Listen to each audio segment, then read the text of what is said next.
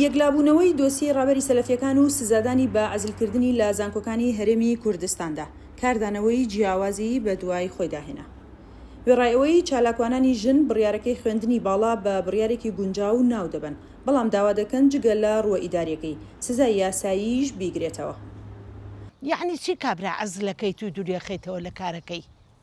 یعنی چی توهمەی کەسێک کە جەریمەی کردو ئەمە جەریمەیە بەرامبەر بە کەسانێک کە لەوانەیە خوار 18 ساڵیشی تیابێ لە هەموو حاڵەتێکە ئەمانە خوێندکارن با بە خوێندکارنێ هەر کەسێکە تەحەڕوشی پێکردووە ژیانی لێ زەو دەکا بەلا ڕێە ئەبا ژیانی سەقە دەکا ئەمە.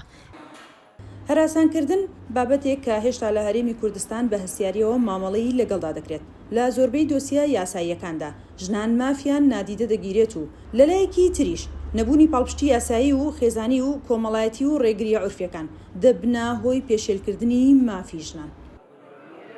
تۆ ئەگەر من تاوانەکەشم بەرامبەر کراوم بەڵام تۆمەتبارم هەمیشە وا ئەبینرێ کە نەخێر من واقعێک ئەهێنم باسی لێ یەکەم بەرامبەرەکان دووبارە یەکەمەوە بە شکڵ و بە شێوە و هەمووی تەعاملم لەگەڵاکات. ئێمە تا ئێستا بەس تەنها لە ساڵی 2016 کە یاسایەک دەرچۆ بەرەی یاسایی کارە لە 2 مادەیە موشەی تەحەڕوش بەکار هاتەوە بۆ ژنی کرێکار.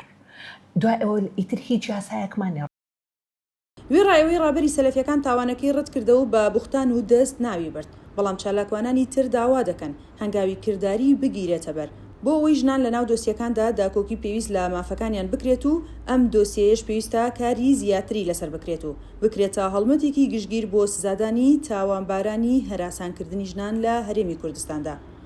پێم وایە دایک و باوکانیش لەمە داهانی مناڵەکانیان نەگە شتێکی لەو بەر ڕووی شتێکی لەو حاڵتە بوونەوە بێدەنگ نەبن لێی باوکو دایکان پشگیری ئەم جۆرە کچانە بکەن کە بتوانن بەرگری لە مافی کەرامەت و شەرەفی خۆیان کەن و ڕێگەنیان کەسانێکی نەفز نزم کەسانێکی دەست درێژی کرد بە ئارەزوی خوان دەست درێژی بکاتە سەر و بێدەنگ بێ و بشارێتەوە لە بەرعایبێ کۆمەڵاتی. هێشتا چالاکوانان چاوەڕێی دادگا دەکەن ئایا ئەم دۆسیە دەبێتە دۆسیەکی یاسایی و سزای یاسایی وەردەگرێت یاخود تەنها بە سزای ئیداریەکە ڕابەری سەلەفیەکان لە بابەتەکە ڕزگاری دەبێت. سنوور کەریم، دەنگی ئەمریکا، سلێمانی.